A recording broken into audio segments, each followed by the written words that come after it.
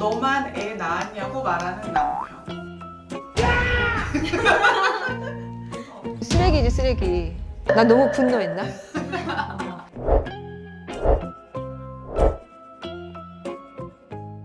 제가 변호사 26년 차고요. 수만 번 이혼 상담을 하면서 알게 된 게 사랑했던 부부가 어떤 순간 이혼을 하게 되는 것인가, 진짜 이혼을 결심하게 되는 순간은 언제일까, 이런 것 같아요.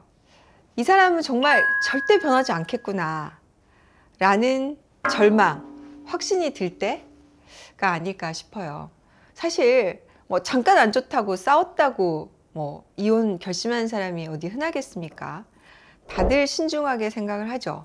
그리고 특히 아이가 생기면 더 신중하게 생각을 하고, 그다음에 또 참아보려고 하고 회복해 보려고 하죠. 그런데도 이제 안 된다는 생각이 들었을 때 이혼을 결심하게 되는데요. 부부관계가 끝났다라고 생각이 드는 신호, 첫 번째는요, 말해도 소용없다. 포기인 거죠, 포기. 포기하는 순간인 것 같아요. 두 번째 신호. 말은 사과를 하는데 행동은 바뀌지 않는다. 이러면 사실 사과를 하는 모습 자체가 정말 징글징글 싫어지는 거죠. 말로만 사과를 하면 뭐합니까? 진짜 중요한 거는 행동이 바뀌어야죠. 뭐 다음부터는 안 하겠다, 다음부터는 술도 안 먹겠다, 다음부터는 외도를 안 하겠다 하면 뭐 하냐고요? 행동이 바뀌지 않을 때. 그 다음에 세 번째, 이거 굉장히 중요한 건데, 폭언. 너는 왜 그 모양이냐, 뭐 머리에는 뭐다, 뭐만 찼다, 무시. 네, 뭐요? 이게 일상이 돼버린 부부. 편하다 보니까 말을 좀 쉽게 하는 경향이 있는데, 이게 이제 지나쳐서 폭언, 무시, 모욕으로 가게 된다. 이게 일상이 돼버렸다. 그러면 아이가 뭘 보고 배우겠어요. 그래서 이럴 경우는 안 된다. 네 번째, 외도를 들켰는데 어떤 경우에는 바로 그냥 납작 엎드려가지고 손이 발이 되게 비는 경우가 있어요. 그러면 사실은 한번 생각해 볼 수 있죠. 그런데 이거보다 더 치명적인 게 들킨 뒤의 태도입니다.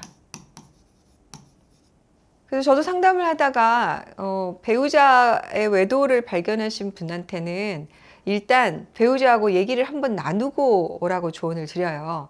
그러니까 이때 배우자가 반성을 하고 정말 안 하겠다고 약속을 하는 것인지, 아니면은 오히려 적반하장으로 네가 문제니까, 네가 살이 쪄서, 네가 안 자줘서, 네가 뭐가 문제 있어서 라고 나오거나, 두 번째는 뭐 남들도 다 하는데 뭐가 문제냐, 다른 남자도 다 하는데, 다른 사람 다 하는데 라고 이렇게 나오거나, 어떤 경우는 이런 경우 있어요. 내가 너한테 생활비 갖다 주면 됐지 뭘 그런 것까지 나한테 바라느냐, 뭐 이런 태도로 나온다면 이거 정말 치명적이죠. 이런 태도면 이거는 이혼을 해야 됩니다. 이미 부부관계가 끝났다는 거고요. 회복 가능성이 거의 없다 생각하시는 게 맞겠죠. 마지막으로 저는 이거 굉장히 중요하다고 생각을 하는데요. 돈을 가족들하고 나누는 것은 저는 사랑을 나누는 거라고 생각을 해요. 물론 능력이 안 돼서 돈을 조금 벌어서 조금 주는 거는 그건 어쩔 수가 없는 거죠. 그런데 이 경제적인 부분을 가족과 나누지 않고, 가족에게 쓰는 걸 아까워하고, 가족에게 오픈 안 하고, 이거는 이 사람이 가족에 대해서 사랑이 없다, 애정이 없다 라고 생각을 합니다. 이 경제적인 부분이 별거 아니라고 생각하시는데, 사실은 내가 번 돈을 누군가와 나눈다는 것은 내 삶을 나누고, 내 시간을 나누고, 나의 애정을 나누고 라고 같이 볼 수가 있어요.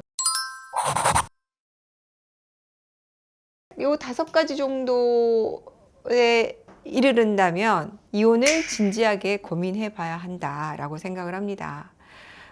상담을 하다가 이제 이렇게들 얘기하세요. 왜 이제 오셨냐라고 하면, 애가 있으니까 그래도 그냥 바로 끝낼 수는 없어서 내가 참아보려고 노력을 했다라고 얘기를 하시는데요. 사실은 그 과정에서 어떤 일이 벌어지냐면 내가 우울증에 걸려요. 이런 것들을 참는데 얼마나 힘들겠어요. 그러다 보면은 이 감정이 어디로 가냐? 아이에게 가는 거죠. 그래서 아이가 같이 심리적인 영향을 받습니다. 그래서 애가 발달이 늦는다거나 애가 같이 우울증을 겪는다거나 이런 피해가 같이 퍼지거든요. 그리고 이걸 참는다고 애 앞에서 뭐 같이 싸우게 될 거 아니에요? 이 또 아이가 배우자에게 포근하고 무시하고 모욕하는 걸 애가 보게 될 거 아니에요? 이게 바로 아동학대예요. 정서적인 학대가 되는 거죠. 아이에 대해서도.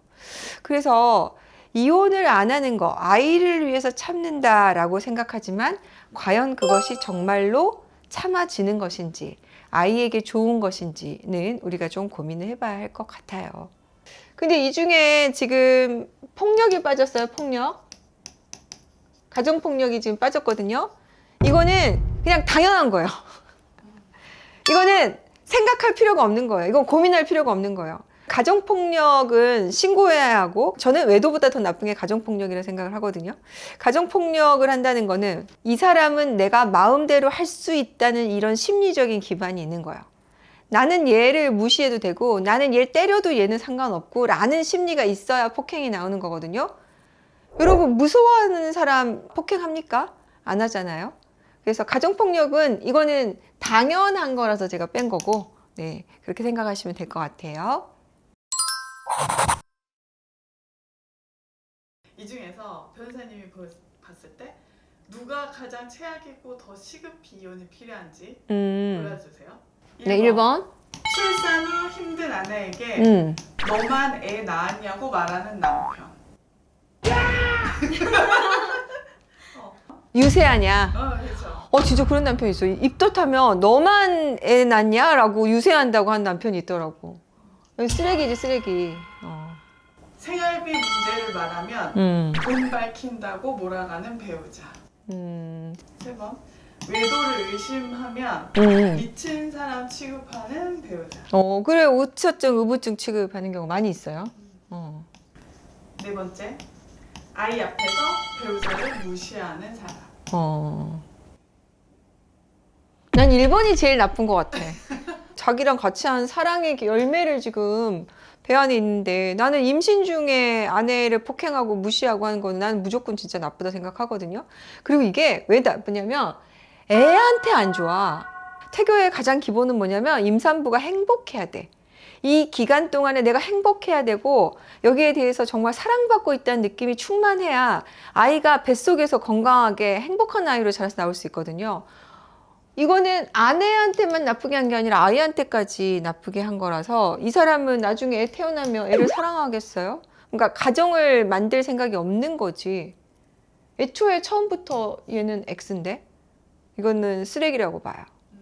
돈은 이거는 액수에 따라 좀 다를 것 같고 금액에 따라서 진짜 막 1,000만 원 넘게 주라고 하면 이런 얘기 할 수도 있지 않을까 싶어서, 물론 그래도 돈 밝히는 좋은 편은 아니지만, 그다음에 이제 외도는 상황에 따라서 진짜로 의심할 여지가 있는지, 그리고 약간의 그 감시형의 배우자가 있긴 해요. 그래서 요거는 좀 상황에 따라서 세모. 그다음에 사실은 4번도 정말 문제인데 저는 1번과 4번이 나쁘다고 생각하는데, 이 중에 고르라 그러면 1번은 4번을 포함하고 있어. 그래서 저는 1번이 가장 나쁘다. 그래서 여자들이 임신할 때 잘못해 주잖아요. 그럼 이거 평생 가요. 난 너무 분노했나?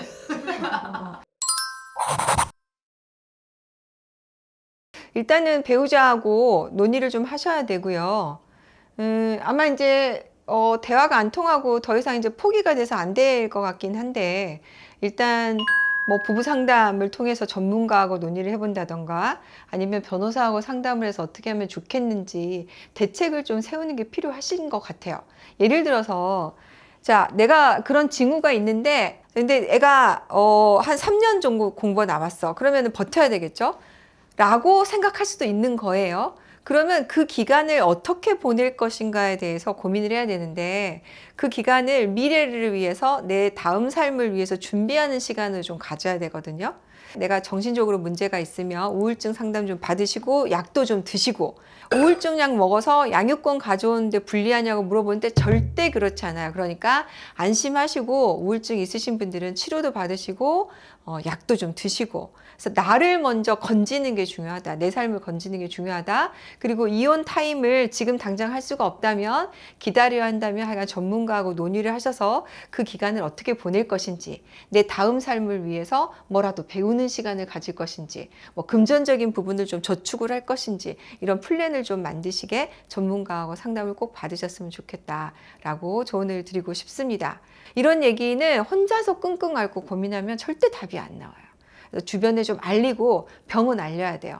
그리고 고민도 알려서 나누고 전문가, 친구, 그다음에 정말 믿을 수 있는 지인으로부터 도움을 받으셨으면 좋겠습니다.